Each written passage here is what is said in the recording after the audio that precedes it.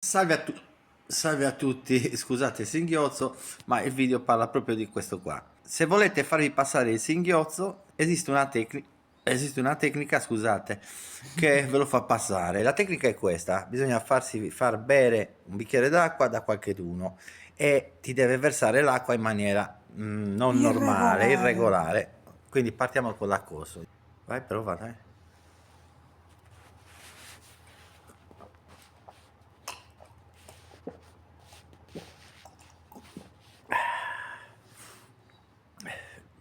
Ok, qualche secondo ancora. Passato. Passato. Grazie Passato. amore. Mua.